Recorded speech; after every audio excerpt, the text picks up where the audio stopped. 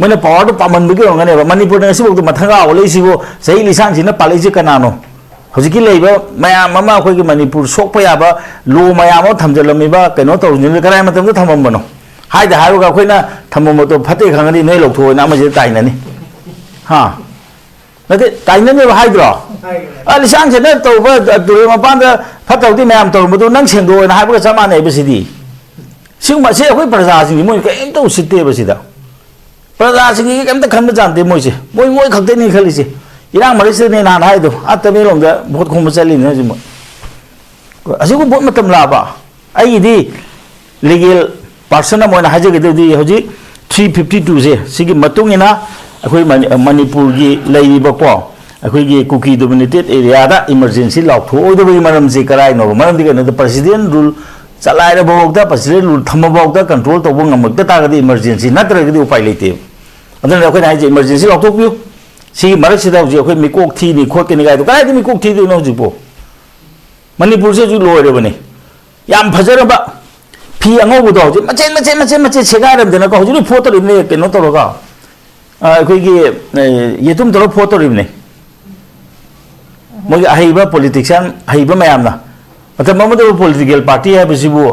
तमो लै करी कना लेरंगेनि मोइनतना कना लेरंगेनि अमदा कारकनि दुम लाखिनि तप तप तप को बहुत हादो को लोदिंग अदु यावरे सी नेशन बिल्डिंग से मखोय तौत्रबने नेशन बिल्डिंग तौतारगदि state building तौतारगदि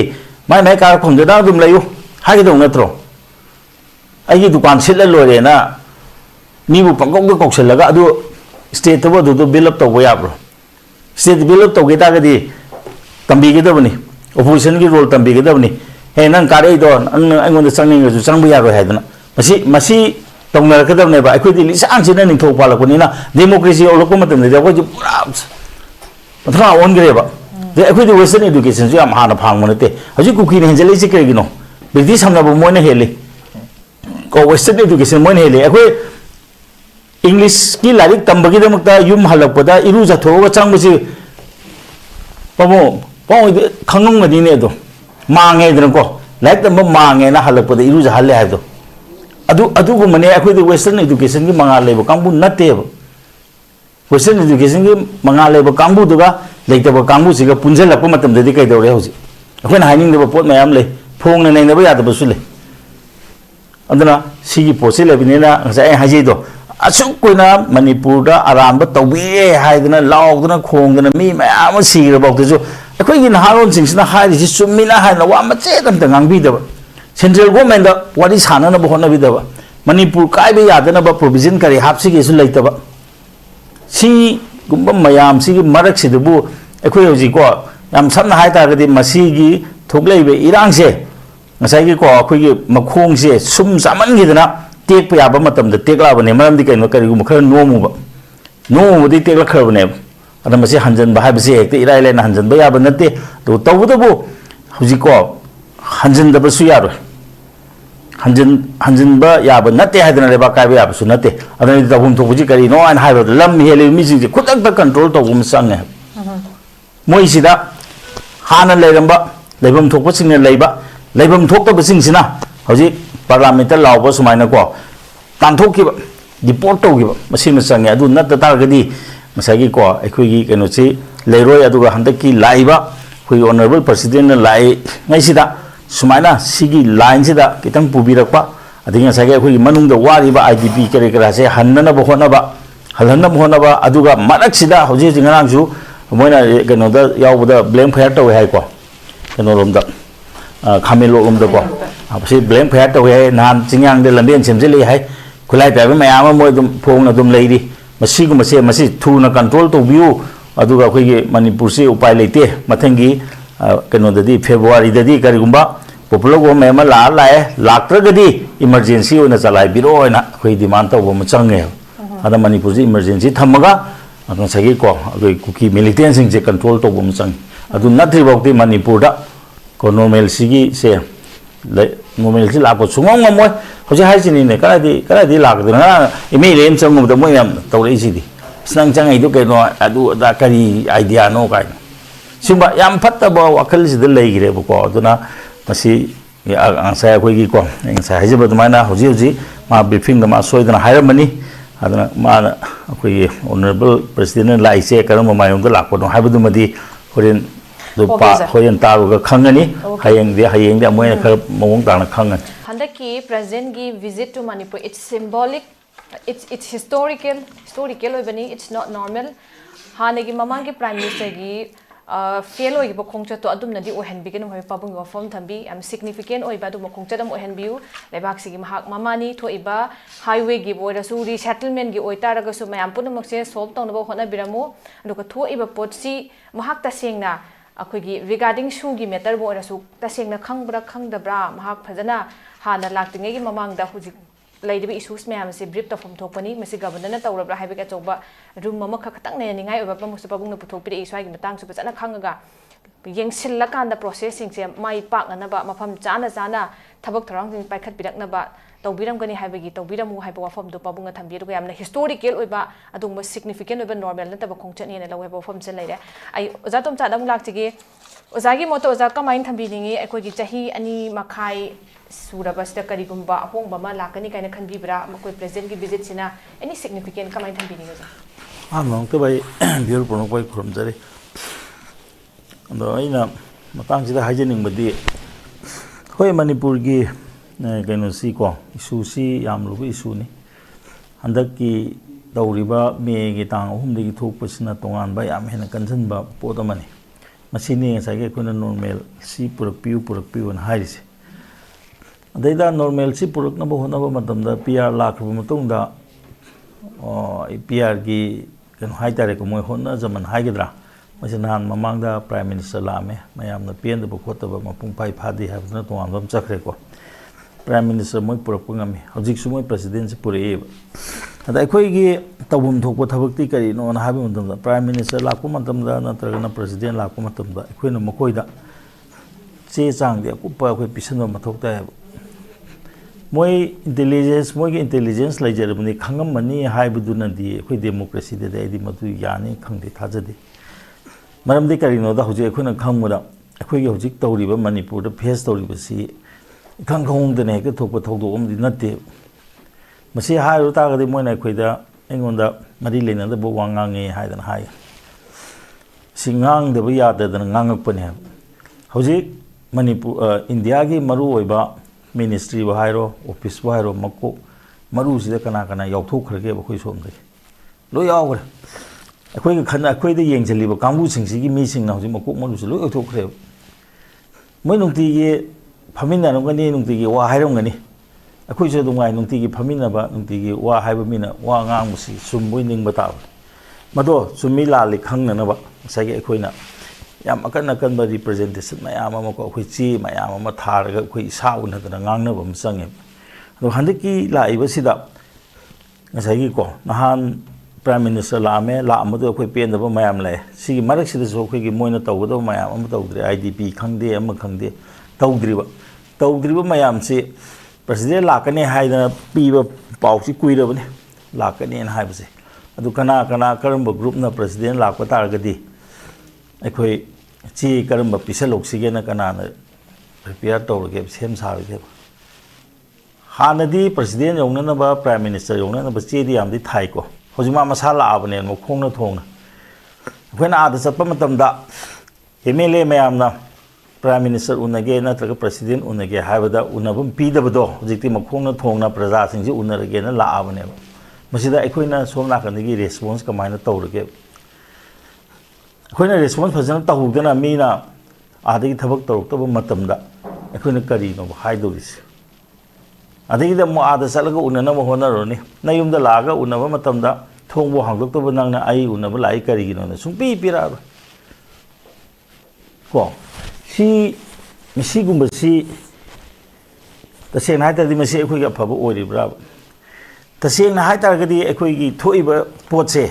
sei ohum khaksin nei na ga yaro he akhoi gi history akhoi gi mehorol nei na da sunga yaro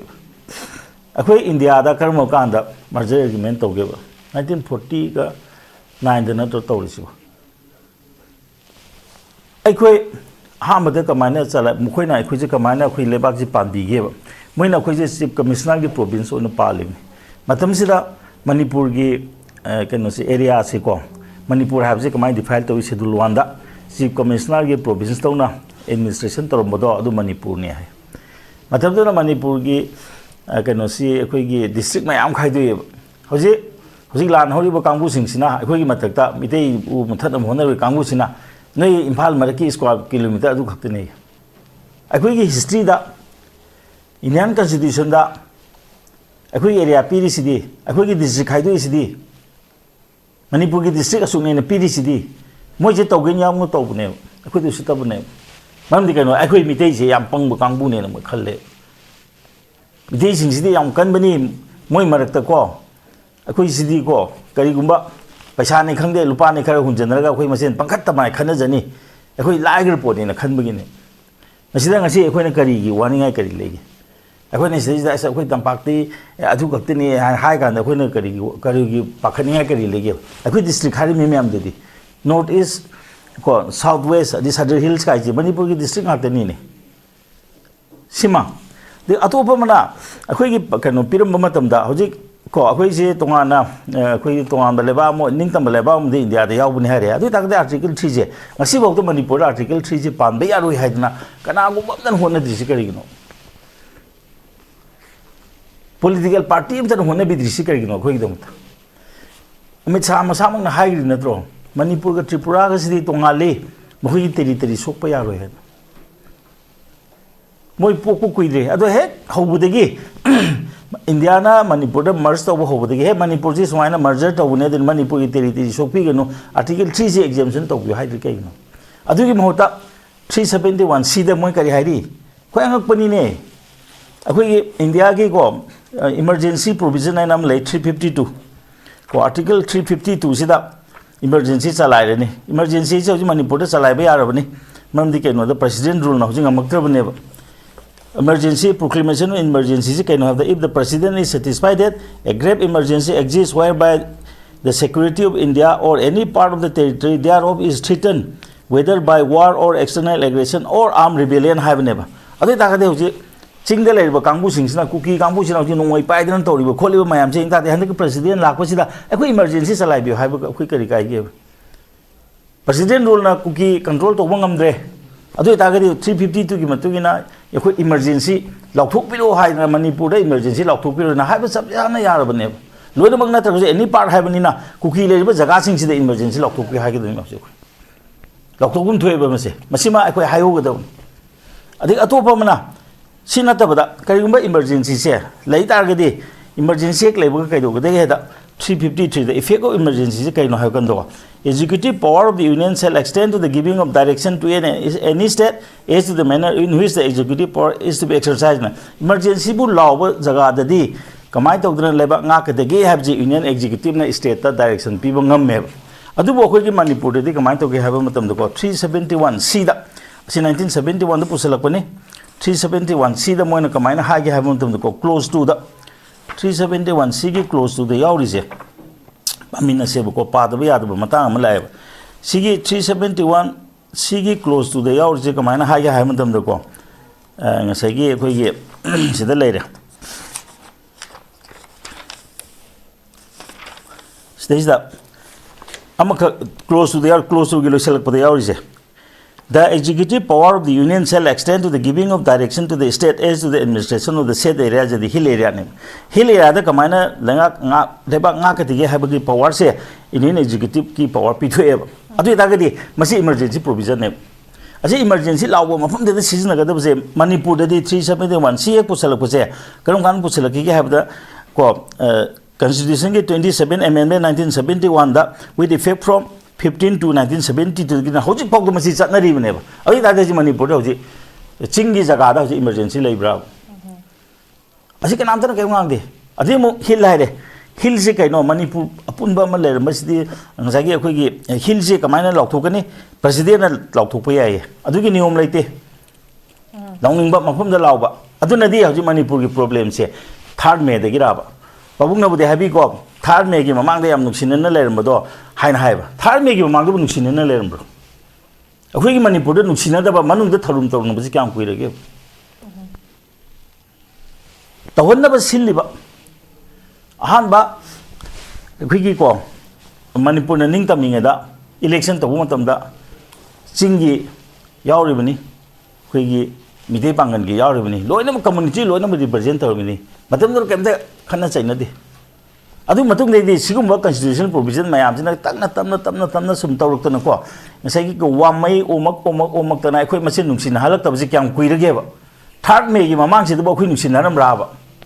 ilp tan ba matam da natro more da irang thorok tana chusampur yok dana mai tha dana mkhoi mi tare ni pang ga kano poloi da dana thonggi ba adu natro ene akhoi gi kano gi tampak ki wa ma taw matam da moine yet tai taw matam ji kyam kuirage 371 सीजी मोना मणिपुर थुआइना मा कनो दौना अखोइगी खुलाई दौना सीजन रपसे क्याम कुइरगे अदनदि मसिगी मयाम लोइनमक्से हुजिकी लेरिबो प्रेसिडेंट द खंगन बम संगेबा अखोइ मणिपुर द सी तौबिरि से करिनो ऑनरेबल प्रेसिडेंट मसिंगति यंगजेनबियो मणिपुर दबु सिगुम प्रोविजन अमा थमिसे केगिनो मणिपुर द हिल एंड प्लेन हिल हाइद्रा मा लॉकथोइजे कदबि लॉकथोइनो करम प्रोविजन की मखादा लॉकथोपनो मणिपुर सिदा 100% की मतुंग द 90% हेना हिल लौटोग लेमहौरिब मचे तुबु करी ओइन थंबिरमिनोब ऐसे को नत्रा ऐसे मी मने ऐगी मिंग तोमचा कवि तोमचा हारिग माजी हुंदो मे करिगिनो हबो मणिपुर 90% हेन हिल लौटोग 10% फादबने खुइसिको खोइ मरतेजु मोल हिल मयाम जिमसि खाइदोखिबो मतमदा करी लेमहौरिगे हबो सिदे चिंग हाइब तोंगाबम तौरगा मसिदे खुदोंग चाबा पिसंदना अदगी को अखोइगी कनो ओइना जनरल ओइना लेहौरि मुसि तांथोकपा याननबा चंगनबा याद को चंगनदबा याननबा सिनबा सिगुम आइन मयाम अमा सुमाने लेइरे हाइबसे हुजिकी लेइरिबा को अखोइगी प्रेसिडेंट मुरमुरसि लाइङदा अखोइना हाइगिदबदुदा हुजिक कनाना हाइबिगदोरिगे अदगे मो ngasibaуда असुक कोइना मणिपुर की को इरांग थोए मणिपुर से नमलो लोक्सन गिबने हादना पेंदब तौदना अखोइ इहौ मयाम होरे कना करम्बा पॉलिटिकल पार्टी ना अखोइ मणिपुर हौरिबि इहौ सिदि मरम मम लेदना हौबुनिना मसिदि वारी साना थोको फैना हादना साननबदि होनदे ngarang nahan kak changakba lepak thugainaba taw gangu se aswari chadoksi de political settlement pc kan sigumba cha hudongna reba adu sigumba mayam sinane ba hojik ta segna haidragadi koi ene mo ki mapan dagi lakpa matamda aso sang lakpa matamda koi boycott tawbagi satnabi ama leirisi adu gi pen dana leibane ba masi kanana ko hon gadagi haiba matamda akoi gi political entity sings ko hon gadabne akoi gi kanona pamise akoi gi prajana pamise natraga akoi gi naha singna pamise sinina मुखिना पामसी कईनो क्या चुमनो क्या लाबनो येंबीगदब नत्रो अदुना अहानबा ददी आइना हाजिनिंगबदी हुजिकी मागी impact सिदी याम हेना लेबम थोई अदुबो मदो अखोइगी मांगदा तारिबा हाइसे अखोइ खुनगा दौरिब्रा खुलोइ दौरिब्रा को अखोइगी होंगनबी अदुम नत्रा अखोइगी अदुम अखोइ पेनदबा फोंदोकबा आक्तनी अखोइना हाइनरिसे को दु कमाइ तौदना कनो तौसिगे हाबेगी पोचमेदी सिजु आइदि तौबो फैयेना खली अदुना नसागी को पेनदब फोंदोइ सिसु मरम लेबेगी फोंदोइबनी पेनदब फोंदोए हाइदनसु नसागी हौजिकी लाइगेंसिदे अखोइ करम खुदोंचाब लौसिगे खुदोंचाब लौबुदि नते को असेंबसे कमाइन इंजल लौसिगे हाइबसे मसिजु को खनम चं ओके हम नुगाइजे जा अखोइगी अनिमकी से अखोइना पेनदबै से मैम फोंदोए दि तारागसु अखोइना कई तहौबे हाइबसिमसु मांगा तारब अखोइ हाइदो खुनबा खुलोइदोरिब्रा लेमना मांगहनगदु हाइबा फॉर्म लेरे ओजा फर्स्ट राउंड की टेंतक नायम तंग कनो तौजनिंगबसे रेस्ट तौजनिंगबसे जो जान थंबीकिबा अखोइगी ngसाइगी अखोइगी ngसाइ पाबुंगस थंबीकिबदा अखोइ थोइबा मयाम प्रॉब्लम मयाम सिंग ngसाइ प्रेजेंट सिदा फजना अखोइगी सि device तौद्रबा हाइबा वफमसे ओजानसु थंबीकिबदो Kanana तौदुरि हेबदो सिदैदा ओजानसु पनबीदे 371 Gida अखोइगी law and order की रिपोर्ट से इशू तौबा अदे एडमिनिस्ट्रेटिव फेलर हाईलाइट तौबा नत्रे हाइराकांदा कोई प्रेजेंट रूल की दरकार लेबसिंग हाइतारे सिगी प्रेजेंट गवर्नर कम्युनिकेट तौबगी मथौ सिमदि स्वाइद लेदुना स्वाइ मतंग किता मरु ओइना हुजि फना सांगे प्रेजेंट रूल चलाइ रैसु हाइतारे स्वाइद अकाउंटेबल मेकानिजम अमा फेल ओइरिसे सि कनाइ पार्टनेन थंबिदिङिगा मसि तसेना हाइबे गसाइ हाइजबदो अखोइ हौजि कि लेरिबा कनो सिंजे मसि अखोइना इरिबा सी सिंजे अखोइ हौजि सीएसओ सिंना इरिबा कैगाजे डाइरेक्ट इबनिना सिबदि यौरमनिको ngसाइगे होय प्रेसिडेंट इबी औरी प्राइम मिनिस्टर इबी औरी सिदी सोइदना यौगनेबा ꯑꯗꯨ ꯅꯠꯇꯕ ꯒꯣꯔꯃꯦꯟꯒꯤ ꯑꯣꯏꯅ ꯇꯧꯔꯤꯕꯁꯤꯡꯁꯦ ꯌꯥꯝ ꯁꯝꯅ ꯍꯥꯏꯔꯕꯗ ꯃꯇꯝ ꯑꯃꯗ ꯑꯩꯈꯣꯏꯒꯤ ꯃꯅꯤꯄꯨꯔꯒꯤ ꯇꯦꯔꯤꯇꯣꯔꯤꯌꯦꯜ ꯏꯟꯇꯤꯒ꯭ꯔꯤꯇꯤ ꯀꯥꯏꯕ ꯌꯥꯔꯣꯏ ꯍꯥꯏꯗꯅ ꯑꯩꯈꯣꯏꯒꯤꯀꯣ 18 ꯖꯨꯟꯒꯤ ꯃꯃꯥꯡꯗ ꯍꯟꯖꯟꯅ ꯔꯤꯖꯣꯂꯨꯁꯟ ꯃꯌꯥꯝ ꯂꯧꯔꯤ ꯁꯤꯒꯤ ꯄꯣꯠꯁꯦ ꯎꯄꯦꯟꯗ꯭ꯔ ꯀꯃꯤꯁꯟꯗ ꯌꯥꯝ ꯀꯟꯅ ꯊꯤꯒꯠꯄ ꯃꯇꯝꯗ ꯃꯁꯤ ꯑꯣꯐꯤꯁꯤꯌꯦꯜꯂꯤ ꯁꯨꯡꯇꯥ ꯊꯥꯔꯝꯗꯦꯕ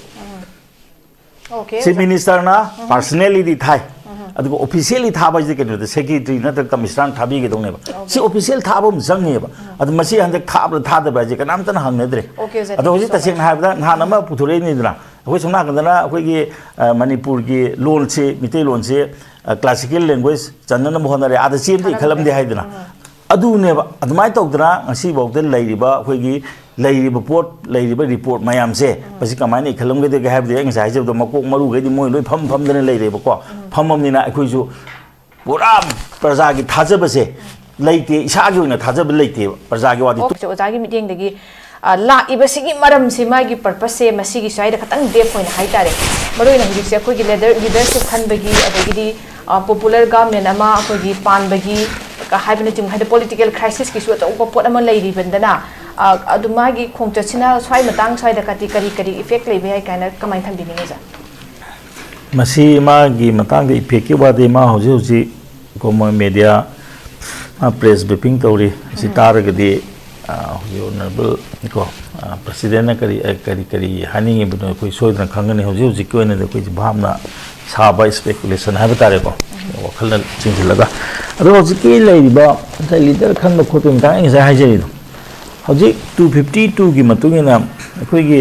ꯀꯨꯀꯤ ꯗꯣꯃꯤꯅꯦꯇꯦꯠ ꯑꯦꯔꯤꯌꯥꯁꯤꯡꯁꯦ ꯑꯩꯈꯣꯏ ꯍꯧꯖꯤꯛ ꯏꯃꯔꯖꯦꯟꯁꯤ ꯂꯥꯎꯊꯣꯛꯄ ꯃꯇꯝ ꯑꯣꯏꯗ꯭ꯔꯤꯕꯕ ꯑꯗꯨ ꯑꯣꯏꯇꯥꯔꯒꯗꯤ ꯏꯂꯦꯛꯁꯟ ꯇꯧꯕ ꯇꯥꯔꯒꯁꯨ ꯂꯦꯝꯍꯧꯔꯤꯕ ꯁꯔꯨꯛꯇꯨ ꯏꯂꯦꯛꯁꯟ ꯇꯧꯕ ꯌꯥꯒꯗ꯭ꯔꯕ ꯑꯩꯈꯣꯏ ꯌꯥꯝ ꯀꯨꯞꯅ ꯅꯩꯅꯕ ꯑꯃ ꯆꯪꯉꯦꯕ ꯑꯩꯈꯣꯏ ꯍꯧꯖꯤꯛ ꯃꯅꯤꯄꯨꯔꯁꯦ ꯃꯅꯤꯄꯨꯔ ꯑꯣꯏꯍꯟꯒꯦꯅ ꯍꯥꯏ ꯇꯥꯔꯒꯗꯤ ꯑꯩꯈꯣꯏ ꯀꯣꯛ ꯊꯥꯗꯕ ꯑꯃ ꯆꯪꯉꯦ ꯄꯣꯂꯤꯇꯤꯀꯦꯜ ꯄꯥꯔꯇꯤꯁꯤꯡꯁꯤꯅꯀꯣ ꯃꯣꯏ ꯄꯋꯥꯔ ꯄꯥꯝꯗꯅ ꯏꯂꯦꯛꯁꯟ ꯇꯧꯒꯗꯕꯅꯤ ꯀꯃꯥꯏꯅ ꯇꯧꯗꯣꯔꯤꯅꯣ ꯑꯩꯈꯣꯏꯒꯤ IDPꯁꯤꯡ ꯍꯧꯖꯤꯛ ꯆꯪꯕ ꯌꯥꯗ꯭ꯔꯤꯅꯦ ꯅꯍꯥꯟ ꯀꯩꯅꯣ ꯈꯛꯇꯅꯤ ꯆꯪꯉꯤꯗꯣꯀꯣ ꯂꯩꯃꯔꯥꯝ ꯑꯁꯨꯝꯗ ꯈꯛꯇꯅꯤ ꯆꯪꯉꯤꯗꯣ ꯑꯗꯨꯁꯨ ꯃꯤ 300 ꯐꯥꯕ ꯅꯠꯇꯦꯀꯣ ꯍꯧꯖꯤꯛ ꯑꯋꯥꯡꯂꯣꯝꯗ ꯑꯩꯈꯣꯏꯒꯤ ꯌꯨꯝꯗ ꯑꯩꯈꯣꯏꯒꯤ ꯂꯧꯕꯨꯛꯇ ꯆꯪꯕ ꯌꯥꯗ꯭ꯔꯤꯕꯅꯤ ꯅꯠꯇ꯭ꯔꯥ ꯃꯁꯤꯗ ꯀꯔꯤ ꯏꯂꯦꯛꯁꯟꯅꯣ ꯃꯣꯏꯅ ꯌꯥꯝ ꯄꯥꯝꯃꯤꯁꯦ ꯅꯠꯇ꯭ꯔꯒ ꯃꯣꯏ ꯑꯥꯗ ꯇꯧꯔꯤꯗꯣ ꯑꯩꯈꯣꯏꯅ ꯇꯧꯍꯟꯕꯅꯤ ꯑꯩꯈꯣꯏ ꯄꯥꯏꯔꯒꯗꯤ ꯂꯣꯏ ꯌꯥꯅꯅꯕ ꯉꯥꯡꯅꯒꯦ ꯍꯥꯏꯔꯤꯕ꯭ꯔꯥꯕ ꯃꯌꯦꯛ ꯁꯦꯡꯉꯨꯕꯗ ꯑꯣꯏꯇꯥꯔꯒꯗꯤ ꯃꯣꯏ ꯍꯧꯖꯤꯛ ꯂꯥꯟ ꯍꯧꯔꯤꯁꯦ ꯑꯩꯈꯣꯏꯅ ꯍꯥꯏꯕꯗꯤ ꯍꯧꯕꯅꯤ ꯑꯩꯈꯣꯏꯅꯕꯨ ꯄꯥꯏꯔꯒꯗꯤ ꯑꯩꯈꯣꯏ ꯂꯣꯏ ꯊꯦꯝꯃꯒꯦ ꯍꯥꯏꯔꯤꯕ꯭ꯔꯥꯕ इलेक्शन पाम कांगूसिंगसिना हाइसे अखोदो पावर पीरबा अखोने नांगे इंजनबनिना अदुम तोहलगे हाइनिंगिब्रा अदु नत्रगा कॉन्स्टिट्यूशन प्रोविजन की मतुंगिनदी कुकी डोमिनेटेड एरिया सिंग द करीगदम तो इमरजेंसी लाथोइदोरिबनो हौजिक नोंमै पिखलो पिखलते नोंमै फाबसु तौदे सु सांदोखरे याम फारे सांदोइबो सुदो सुगी केडर सिंगसे फजना मोय कंट्रोल तौरब्रा मोय लाइबम थोकबो लैरब्रा नान सांदोइ हाइबो माने हौजिक ग्राउंड रूल अखोइ खंद्रिना ग्राउंड रूल लाथोना हानै ग्राउंड रूल हंदक करी खेने अदगी इलीगल इमिग्रेंट की प्रॉब्लम लैरे हौजिक सुप्रीम कोर्ट ने करी हाइग्रे इलीगल इमिग्रेंट सिंगसे मोयदा को inherent legal right to reside settle और claim resources like food and shelter in India सी तब यारो हाइग्रे हौजिक लेरिबे चीफ जस्टिस ना अदगी मथक्ता उकिल मयाम जज मयाम कंप्लेन तौरे अमु चीफ जस्टिस की मिचंगमु जज मयाम थारे अं हाइजगिबदो अखोई ऑनरेबल होम मिनिस्टर नसु ngasi पार्लियामेंट को इलीगल इमिग्रेंट सिंगसिदी डिटेक्ट तौगदबनी डिटेन तौगदबनी डिपोर्ट तौगदबनी हारे सिगी मरक सिदा मणिपुर सिदा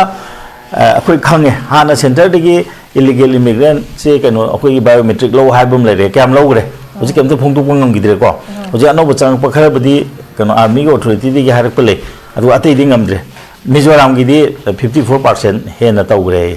अदु असोना कंदा सा तांबरों तांखलमनिना अखोई मणिपुर दग चंगमुदिन सिगी मयाम सिगी मरक सिदा करीम तेक खंगदेना पावर से अखोई सिनबिरो अखोइना कारदबनी अखोइना कारगबुदी हेक्ता तौना तादि खरे मयेक सेंगदोरेबो सुम मयेक सेंबसिना करी हाना सेंगागे हाय मतमदा इरांग से अखोई मतुं इरांग सिगी मतुंग अखोई लेपि अखोइना उपायदि इरांग फानगनी हाइबगी पोदम लाकदोरेबा आई अदुमक्ति थाजदेबो मैंने पावर तो पामनबगी होंगनेबा मणिपुर नसिबो मथंगा ओलेसिबो सही लिसांग सिना पालेजि कनानो हजिकी लेबा मयाम अमा अखोइगी मणिपुर सोकपा याबा लो मयाम थमजलमिबा कनो तौजिन कराय मतमदा थममबनो हाइदा हारुगा अखोइना थममतो फते खंगनी नोय लौथोना अमजे ताइननी हा नते ताइननी हाइद्रो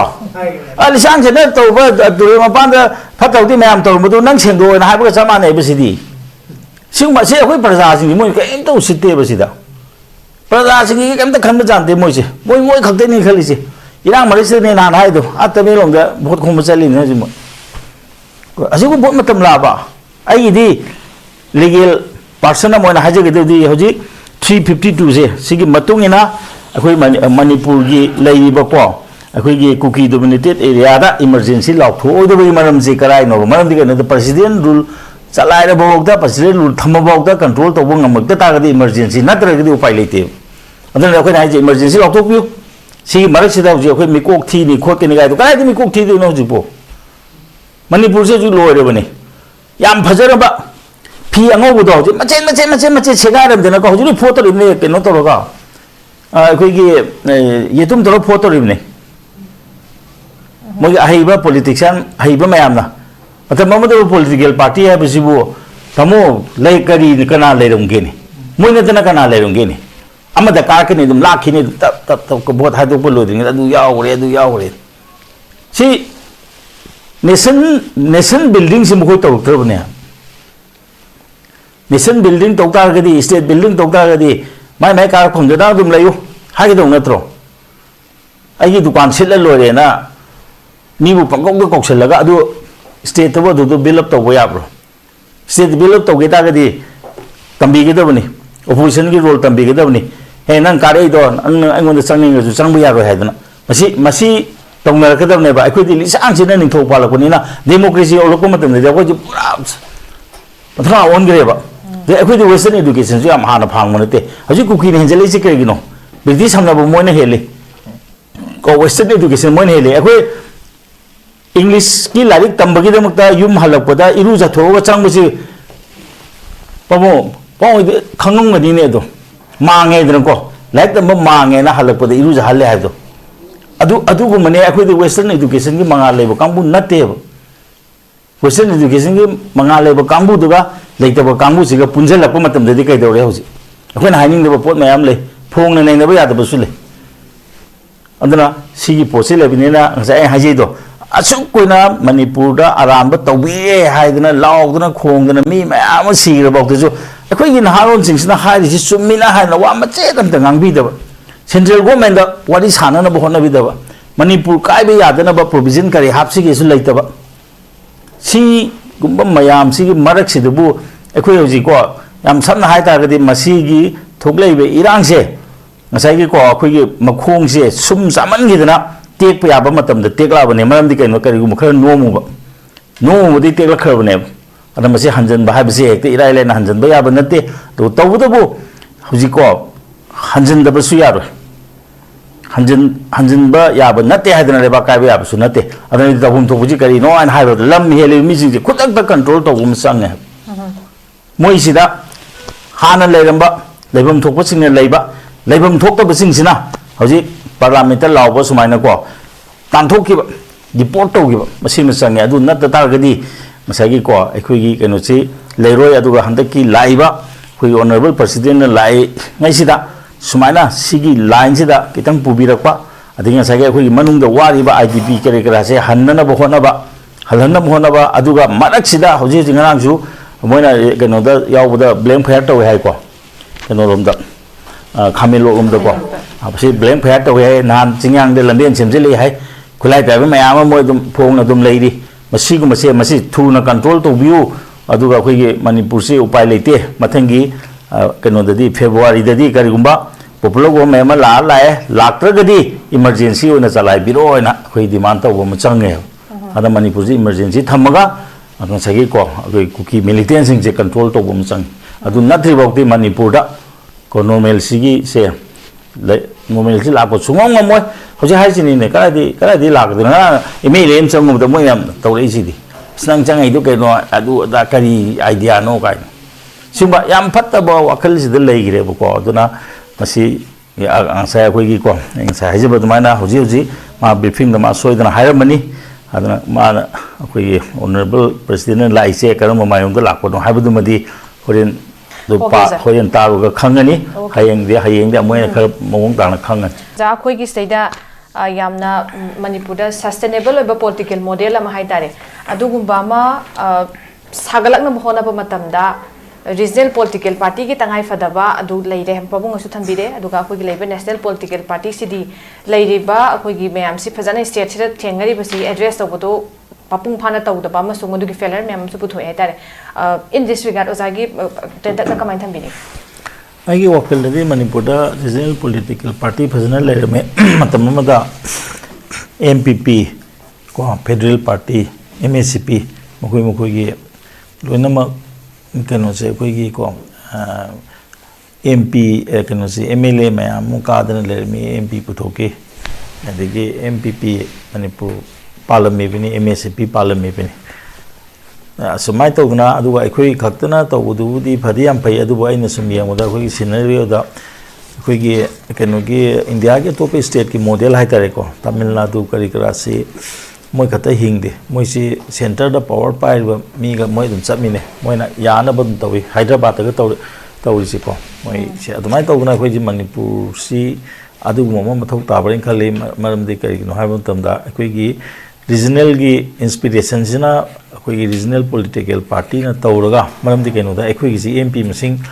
याम द बनी ना ngasai ge कोई कहनो दा अमा संगे कोई center दा लेब अमुक चमिन बदी चंगे दो सी मतंग दे ना कना हाइनिंग बसे कोई के मणिपुर सी ethnic community से हम याम को यामी दो कोई किसी इंडिया की constitution की मतुंगी ना ngasai ge कोई मंत्री की मसिंग से हम ककरे 12% लगा नो अरुंगनी को अदुई मतुंग इन दे खुसी कनो खतने फंगी से अदुबो कनो दगी मिनिमम अमा पीरी बको constitution ट्राइन थेर कनो पी अदो मसी कोई मणिपुर गनो दी मसी कुनगुम पीबीओ हाइदना मसी हाइबा मसु संगे कोन अदगी बाय कैमरल ओइना को कोई अमा सो कोई हाउस ऑफ एल्डर्स मसु थम संगे मरम दी कइनो दा कोई इथनिक कम्युनिटी मयाम सिगी मरम द भोट काबो ngमोइ द बसी मयाम याउरी सगे कोई मरम दी कइनो दा अपिक को कोई मी लिसिंग तरा दे हन लेजेदब तरा फादब मयाम गम यावरिबा सी सिंगसी मफम मा कोई पीब संगी सुमाय तौदना कोई मसी तौरको मतम सिदा अदिगे कोई MP मसिंग मक्ता हारे राज्य सभा अम खतने जी मसिदा अनि पियो हाबगुंबा अदिगे कनो से कोई लोक सभा दा अनि सिदा हुम पियो हाबगुंबा मरमदि कनो दा कोई से नौना मर्ज तौरकोनी ना मोय हानगी दुगा कोई के मानने येंगु सुंगा यारोइबा मोय की पॉपुलेशन चाव सिदा कोई की पॉपुलेशन मसाजे पुन्नो ओखाइना गरि तागदे खुजि पुंगांग मांगिनेबको अदुना अदुमाइना safeguard तौबुसे ngasai madu gumbada khoi negotiation tawbum change bato anu masigi line de kana karamba political party amtana tawbusu ude aduga hoji laiba regional political party ge laibidi am lai ko khoi ada election commission ge yengmo matamda political party am yami masina su sigumba hoji ki lairiba manipur gi lang rabi issue matam sida ko issue siga mari leina ba pocha ama ta haide badong na tawe am samna da khoi IDP hanjal lo bahar su si taw bahar ji ko कोई regional political party Singh बहुत मैं याद है कोई तो बहुत था बियो कोई रीजनल नत्रगा कोई लेबाक से पाम दे यारोय गायदे हायदे हादुम हायबको अदुगा ngasai थबक सी मतम दे कनादा इनथोइबनो कनादा पिथोइबनो द खंद्रे अखोइना तौगदबने हाबि वखल गेसे इसंग संग दब मोइना उ थोलगा जिक चाइबा होतागदी बीजेपी सु दुम मखुंग निकनी कांग्रेस दुम मखुंग निकनी को अद निकपो ngambagi पोछि लैत्रे अदुना दे तसेंना हातागदी पॉलिटिकल पार्टी दे यावरि मीसिंग से मसी आइदि मसी class को political class सी खरा तौब मथौ ताब्रा हाइना खले मसे कमाइना चंगन गदगे अखोई प्रजा की कमाइ तो की लेबाक सी कमाइ कनसी की हाइबसे मईदि मदोम द खरा वातपरा नत्रगा मोइन से याम हेना हाइने लेरमनि को अखोइना पंगा ngang या पोन्ते को अदुबो अखोइना येंगो मतमदि को पेन फातबा यो दबा हाइतारे को मधुमैदी अदुम लुइना खले हजि तसेन हाइतागदि नान प्रेसिडेंट लाकने हाबदि अखोइगी पॉलिटिकल पार्टी सिंगना ची धान पिसन बे यारेना अखोइ उनजगे खुनजगे जो का मसे खै ngakpada ऑल पॉलिटिकल पार्टी की मीटिंग तौरे का हाइदि को पॉलिटिकल पार्टी तरा कुन मुकी म्यूजिक के थोलकने हाब अदे को आइजो अदुगिने नको अदुगो सुमाइना लेबाकी ओने देसे लेबाक से अखोइना कनो से अखोइगी को मी मतुंग इन बनतबो को से कोई लेरिंग दबु लेबाक से मांग याब्रने हाबिगी कनो तौसे प्रजा मांग याब्र लेबाक मांग याब्र कोई मसेन हातोंनबो याब्र हाबिगी वाखलोन चेन बा पॉलिटिकल पार्टी नतब पॉलिटिक्स ते यावरिबा लीडर सिंग से आइदि मसे खरा तांग ब्रेन खल